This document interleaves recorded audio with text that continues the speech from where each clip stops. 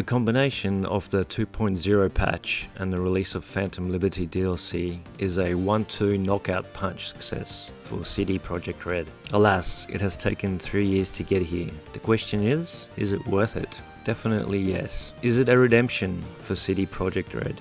The answer is yes. The other question is, will this be the way AAA releases are treated in the future? Let's hope not. I certainly don't want Starfield to update to a certain standard after 3 years. And while Starfield is and was released in an infinitely better condition than Cyberpunk 2077, improvements there are certainly necessary, especially on the PC side of things. Anyway, back to Phantom Liberty. I have played close to 20 hours of the DLC and version 2.0 across 3 systems. The Asus Ally, my desktop PC, which is an i9 10850K with a 3080 GPU and 64 MB of RAM, as well as my Series X. The game ran surprisingly well on all systems considering the complexity and graphical finesse of the world of Cyberpunk 2077.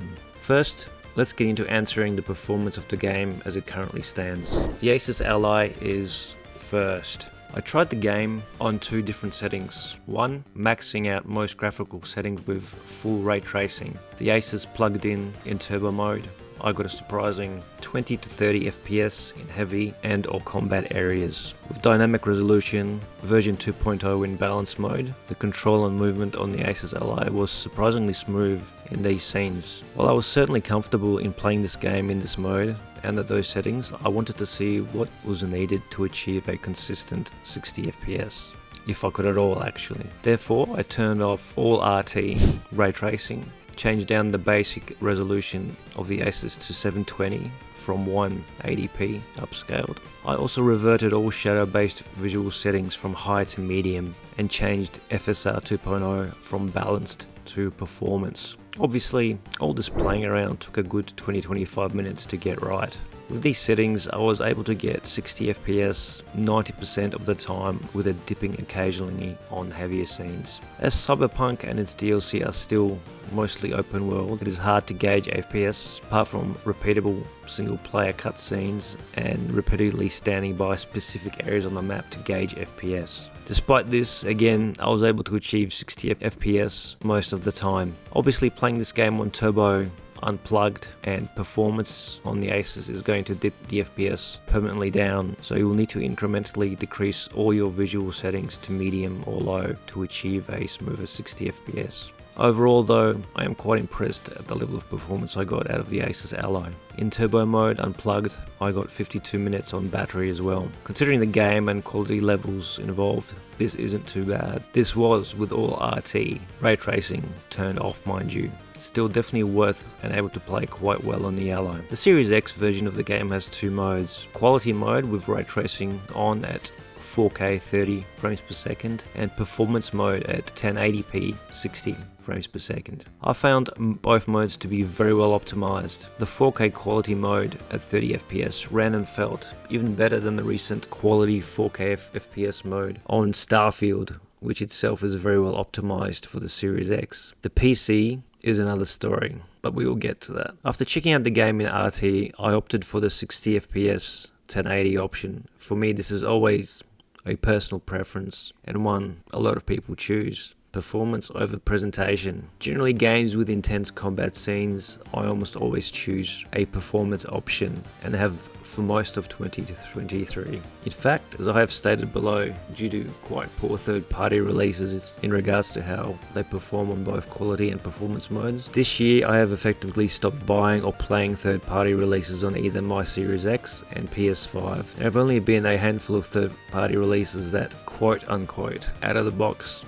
have played smoothly and required 0 changes. Those 2 games were, surprisingly, Dead Island 2 and, of course, Resident Evil 4 Remake, both on the PlayStation 5. While I am definitely an Xbox fan and I would love to say the Series X did phenomenally better compared to the PS5 in these games and games such as Dead Space Remake, but alas, both systems gave relatively poor showings. In quality mode, the action was usually far too choppy and honestly didn't look that much better. The 60 FPS performance modes generally turn the games into smudged out pixelated messes that really turned me off playing. This was especially evident with the Dead Space Remake. Playing that on the PC showed me just how much of the background detail and complexity of the levels I was missing playing the console versions. It was quite striking, really. So several times in 23 I had to go and end up playing the PC versions for an adequate and enjoyable performance, both visually and performance wise. So the PC port of Starfield.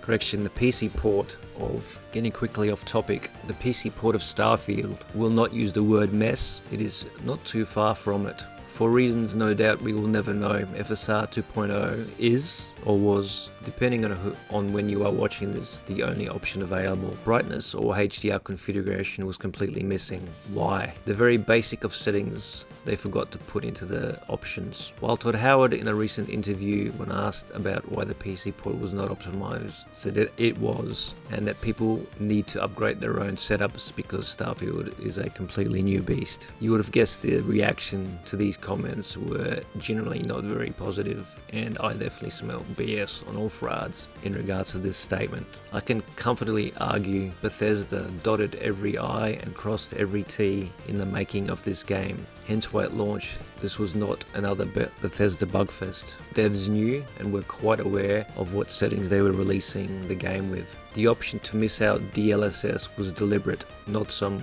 oops we forgot moment. Obviously there was some sort of a sweetheart background deal between AMD, Xbox and Bethesda. Regardless, fans were not pleased, and it was certainly not in the benefit of the fans. I wasn't impressed either.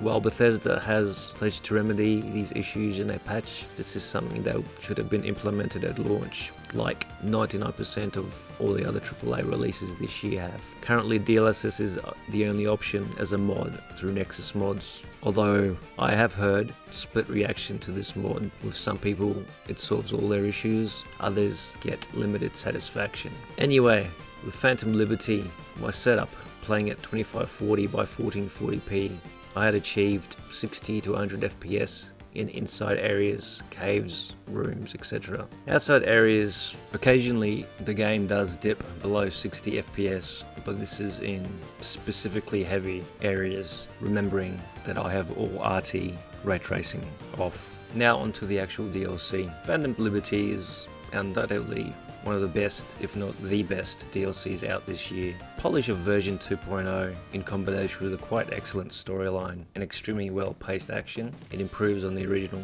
Cyberpunk release in all ways. The combat overall is much more focused and is actually fun in combination with using your cyber hacking or net hacking powers. While some scripted story missions are hard to do your own way, much of the time it's due to the twitchiness of the AI. In general, they are well done, very well paced, and combine smoothly with the storyline. I had approximately 140 hours in Cyberpunk before this update, and I can be honest in saying that I only checked the game once after finishing my playthrough 3 years ago. But back then I had a 2080 Ti, and playing entirety with all the issues and headaches involved in the game was virtually impossible. Cyberpunk 2.0 and Phantom Liberty miraculously fix or improve on most of the main issues, so much so that if it wasn't for a near endless level of quality games coming out this year, I would consider doing another fresh start playthrough. As it is, I have Starfield, Baldur's Gate 3, Witcher, and the upcoming Forza Motorsport and Assassin's Creed Mirage coming in. And that's not even mentioning the releases for the end of October.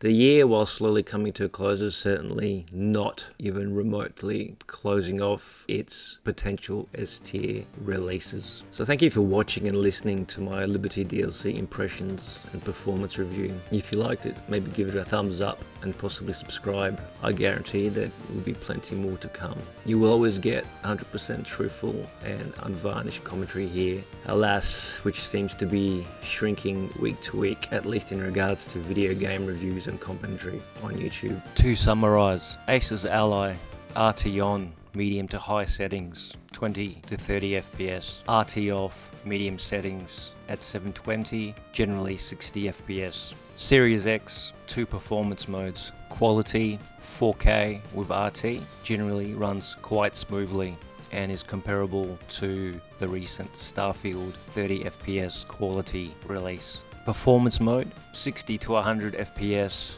in less taxing areas, settings medium to high, In combat, 60 to 80 FPS, sometimes dipping below, but generally very good. PC settings, ray tracing when not involved in combat or in heavy set areas like well lit shopping malls, you will get over 60 FPS pretty much all of the time. However, as soon as you hit a combat area or a heavy lit area like a shopping mall, it drops to 50s and 40s, generally not playable. With RT off at 2540 by 1440p, you will generally get 60 to 100 FPS and approximately 70 to 80 FPS in combat, and it's generally quite playable and looks quite well even without RT. See you in the next video.